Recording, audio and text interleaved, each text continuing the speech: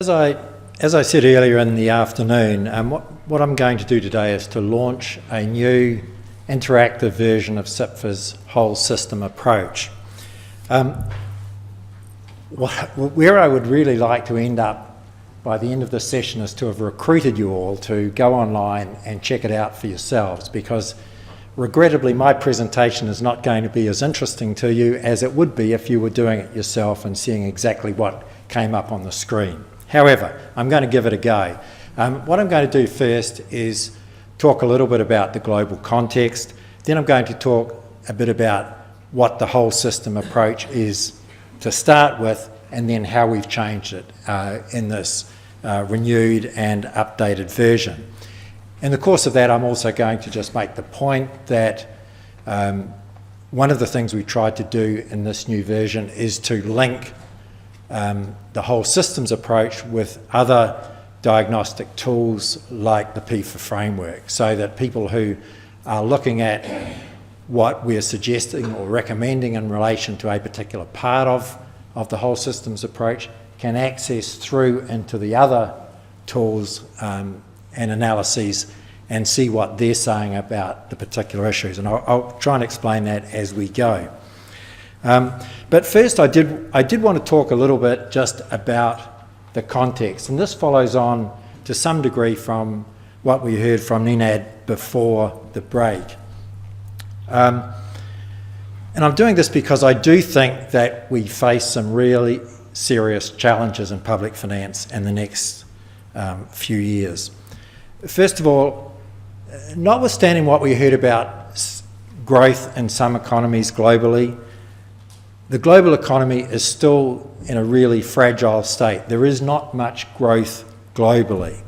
And similarly, we have a very historically unusual interest rate environment, which is described by some people as a very big experiment, the results of which we really don't know at this stage. We certainly see a lot of volatility in the financial markets. Also, in the period since the sovereign debt crisis, we've seen government balance sheets, which were already bad, get significantly worse. We've seen governments default or need restructuring in Puerto Rico and Greece and Argentina, most recently in Madagascar. And we're seeing, even in governments which have relatively good public financial management, we're seeing some fairly bad results in terms of net worth. So, and I hope the people from the UK will forgive me for this, but if you look at the UK government's balance sheet for the last 4 years, its net worth in that period has declined by equivalent to 50% of GDP. That's a big decline in net worth. Its debt doesn't look so bad, but its net worth has got a whole lot worse. And we don't hear that much discussed anywhere. What we have seen is a lot of interest amongst international financial institutions like the IMF or like the United Nations, if that's a financial institution, in resolution processes. That is, how do we fix things when countries do default or need restructuring? That's in fact achieved a lot, or got a lot more attention globally in some ways than fixing the accounting beforehand. So there was a much quicker response from the European Union to improve the resolution processes than there was in fixing the government accounting that underpinned some of what happened in Greece and elsewhere. Before I got on the plane from Beijing yesterday, I was reading the Wall Street Journal, and it had a cover article on tax competition is just starting to heat up. And if you read the CIPFA's Public Finance International publication, you'll see that in the last week or so, Hungary, I think, has announced that its previous tax rates of 10% and 19% had been determined to be too high, and they're cutting their tax rates to an across the board 9%. So we're seeing, on the one hand, quite significant tax competition between countries, but also at the same time the tax cooperation that was talked about a little bit before, and the effectiveness of which is, as NENAD concluded, and as a number of people have commented, it's really very much a work in progress, and we're not quite clear how effective that's going to be. We are seeing, I believe, a globalisation backlash. The result of that we really do not know. It may result in some retreat from globalisation and free trade. That's a threat. And finally, we're moving into a German chairmanship of the G20. One of their focuses is on financial transparency.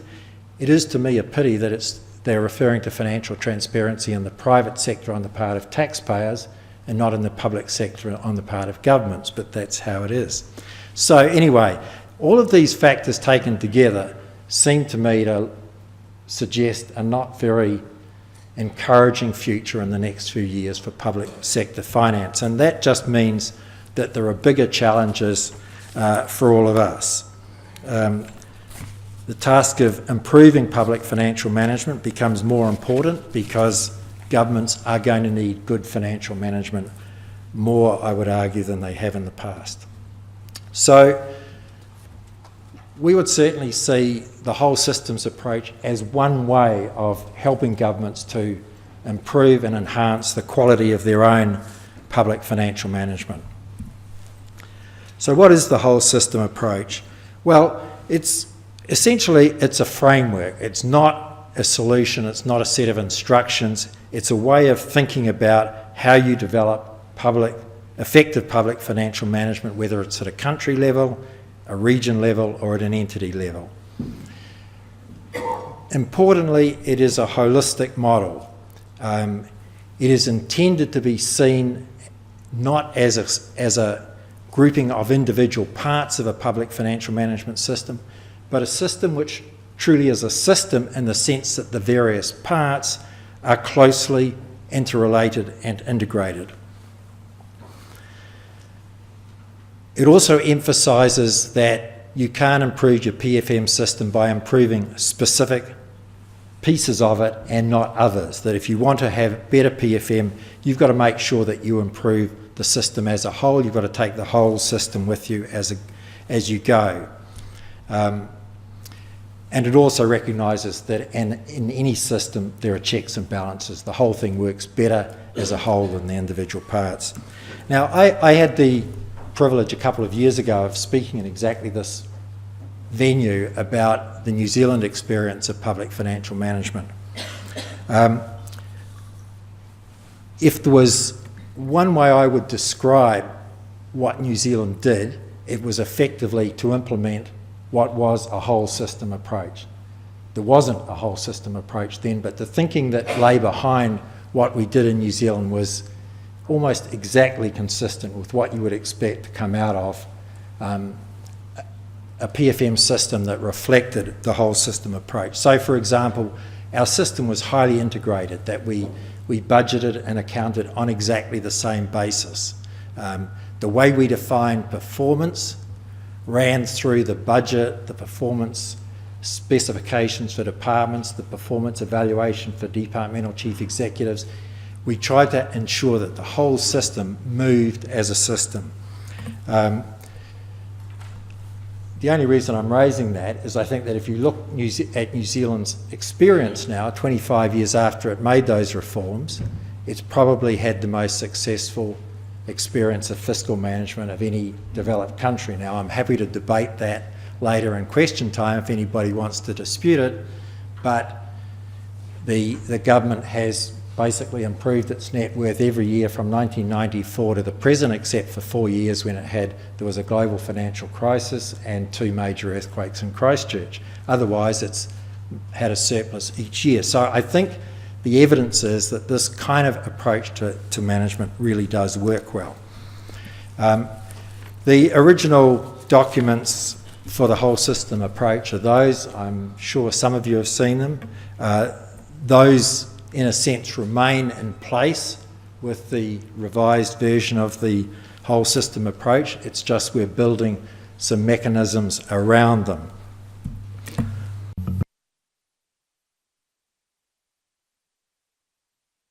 in this diagram. Now, I'm nervous about asking if you can read it from the back because I think I know what the answer is. What you see there, though, is something which really does reflect a system. So you have, for example, you have here, here, here, and here, internal elements of the public financial management system. You have strategy and planning, you have budget execution, you have performance monitoring, and you have stakeholder reporting. And right in the centre, you see all of those driven by accrual-based information. And that is really critically important in thinking about what we mean by a whole systems approach. That is, the various elements of the system are driven by the same cogs, if you want to view it that way. And if you go online, and I'll give you the link later, but if you go online, this is what comes up as, if you like, the core diagram in the revised whole systems approach. There are a number of other things that this diagram does. It also places the public financial management system firmly in the wider public management system. For example, the reference to outputs and outcomes as really being the product of the whole systems approach suggests that what you need to see this as part of the system through which the government produces the outcomes that it's seeking to achieve for the economy and society. This is not something separate from the wider public management system, but an integral part of it. And similarly, you have over here recognition of the fact that governments have a number of mechanisms to achieve the outcomes that they want to achieve. They can intervene through producing services, they can intervene through taxation, they can intervene through subsidies. There are a number of different interventions, and this model now recognises that part of the task of governments is to make decisions about what is the right mix of interventions to achieve any particular set of outcomes that they're seeking. So what does the refreshed framework offer? Well, it offers a number of things, including how do you strengthen individual financial processes. For example, if you go into through that diagram into budget execution, for example, it will help you identify links to both internal and external documentation that can assist with guiding you in how you might strengthen individual financial processes like budget execution. As I said a moment ago, it also helps you with things like looking at what's the combination of interventions that a government might make to have the most impact in terms of the outcomes it's looking to achieve. It also helps in a number of other ways. I won't go through all of those in detail, but then when you move into start to see the screens, you start to see something like this, where you go in here, and if you click on a particular element in here, you'll get a page up which will give you a description of what it is that you're looking at, and then you can go into more detailed information from this. It takes you through into the links, external and internal links, that I was talking about a moment ago. Just to go back to a New Zealand example for a moment as an illustration of how that system might work in practice, this is a diagram which is directly taken from New Zealand government financial documentation. And it basically, the system, what it emphasises is that there are two systems operating here in conjunction. One is the external cycle, which is the government as a whole's fiscal process. The internal one is the processes for an individual government department. Those two processes, again, are completely linked and integrated, and they're driven off the same kinds of accrual-based information throughout. I then wanted just to touch on what other developments there have been recently that the revised version of the whole systems framework picks up on. First of all, there's a document by CIPFA, which we produced jointly with IFAC, on good governance in the public sector. There's the revised IMF Fiscal Transparency Code. There's the PIFA framework, which has just been renewed, which Lewis described for us. And there's also an update of CIPFA's financial management model that's now in version 4. Now, I'm not going to talk about that, but if anybody is interested in learning a little bit more about that, Neil is the person who's running that within CIPFA, so you'd be very welcome to talk to him either afterwards or outside the session.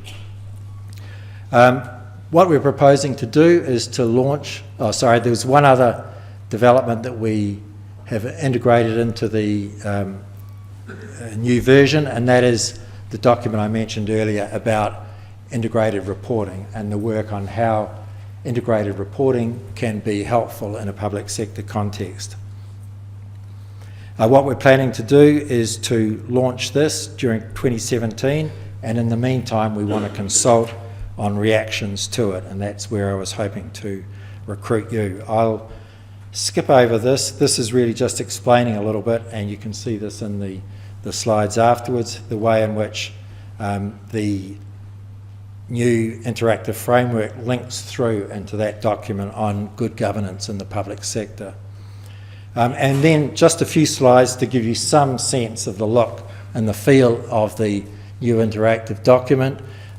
Just first defining some of the key elements in it. It covers things like, in terms of external elements like legislation, standards, transparency and scrutiny, and each of those has something which you can click on and again go into deeper links which tell you about what are the standards that might apply in this context, whether it's IPSAS or auditing standards or whatever. And then there are the internal elements that I referred to a little bit earlier. As I was suggesting, the portal provides introductory text for each element, and then you can drill down into descriptions for each of the components of each element.